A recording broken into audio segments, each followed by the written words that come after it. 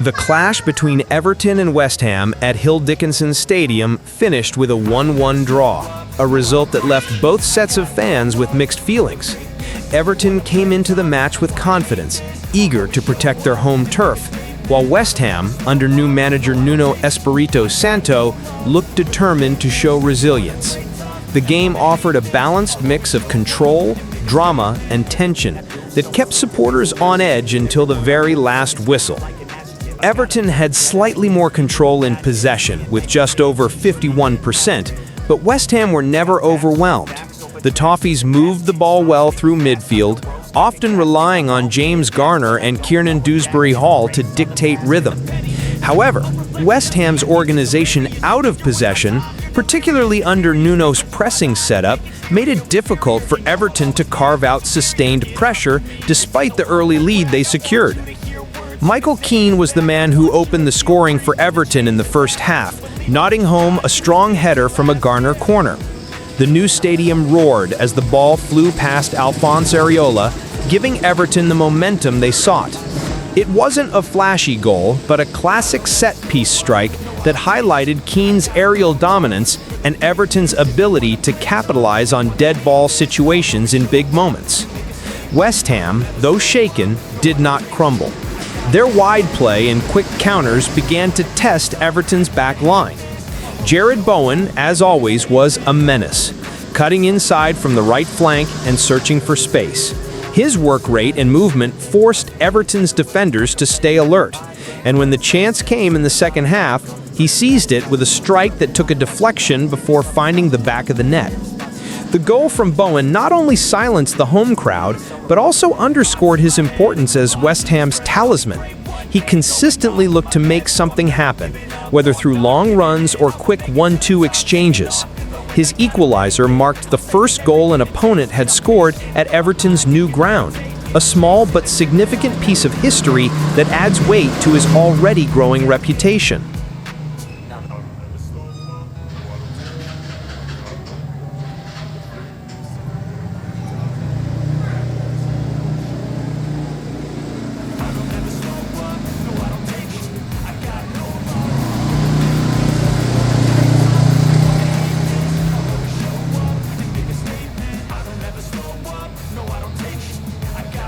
In terms of shots, West Ham edged ahead with more attempts overall, finishing the game with 14 efforts compared to Everton's 11.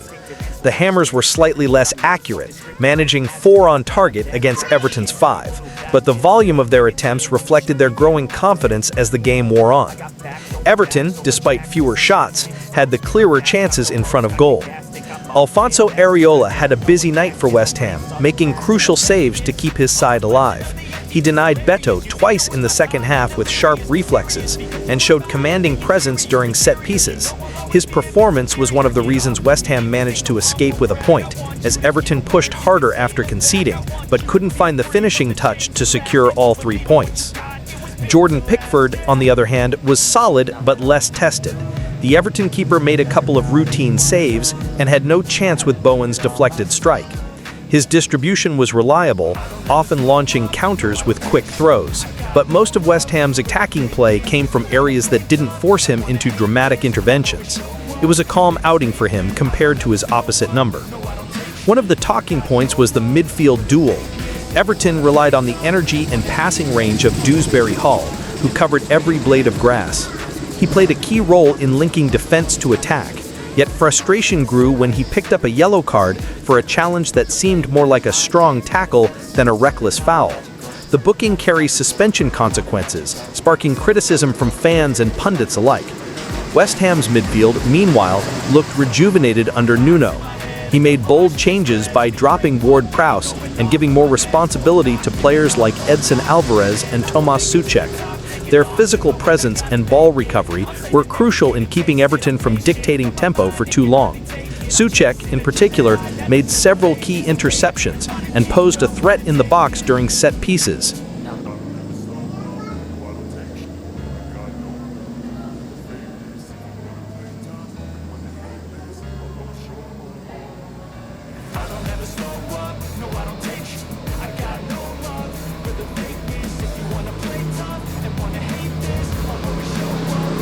Defensively, Everton looked stable for much of the night, but vulnerable when West Ham ran at them with pace.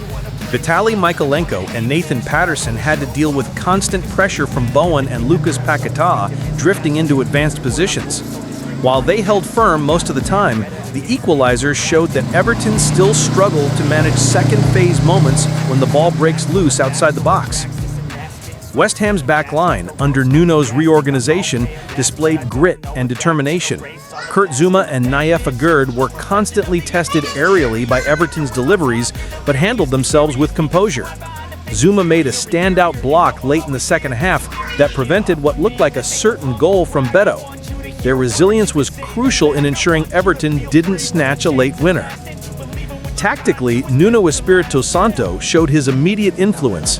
West Ham pressed in waves, not recklessly, but with a clear plan, forcing Everton to play wide and limiting their central penetration.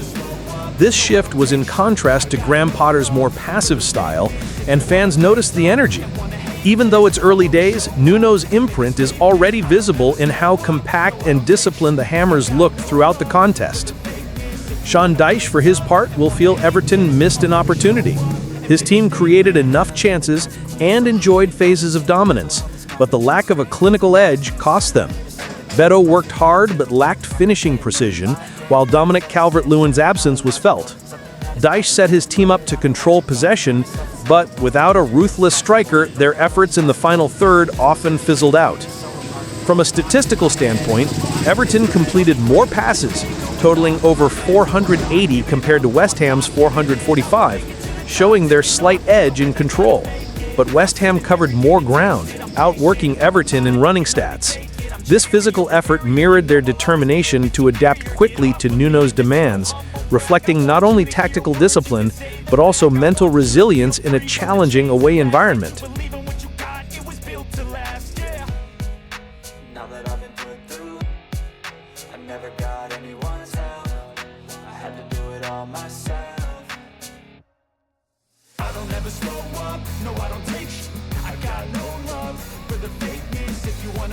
Player of the match debates leaned toward Bowen, whose goal and relentless running tilted the game. Yet Areola deserves equal recognition for his saves that denied Everton the win. On the Everton side, Garner stood out with his deliveries and midfield presence, but no single player was able to elevate the team above the frustration of settling for a draw at home. The crowd at Hill Dickinson Stadium witnessed history, as Bowen became the first away player to score in the new ground. The atmosphere was intense, and fans rallied behind Everton, urging them forward in search of a winner. Yet the roar turned into nervous tension in the closing stages, as West Ham looked equally capable of snatching all 3 points on the break. The result leaves Everton reflecting on missed chances, but still unbeaten at their new stadium, while West Ham take pride in a battling draw to mark Nuno's debut. Both clubs have reasons to feel encouraged, though Everton know they need sharper finishing to climb higher in the table. West Ham, meanwhile, will look to build on this spirit as they transition into their new tactical era. In the grander picture, the draw feels like a fair outcome given the balance of play. Everton's control and set-piece prowess clashed with West Ham's countering energy and Bowen's brilliance. The numbers show two sides that nearly canceled each other out, yet the story is one of two managers with different challenges ahead. Dyche chasing consistency, and Nuno building a fresh identity. Ultimately, the Everton vs. West Ham encounter on September 30th will be remembered as a match that blended tradition and transition. Set-piece power met tactical renewal, and while neither side claimed victory, both walked away with lessons and glimpses of what lies ahead in the Premier League season. It was a game of resilience, frustration, and historic moments that echoed long after the final whistle. If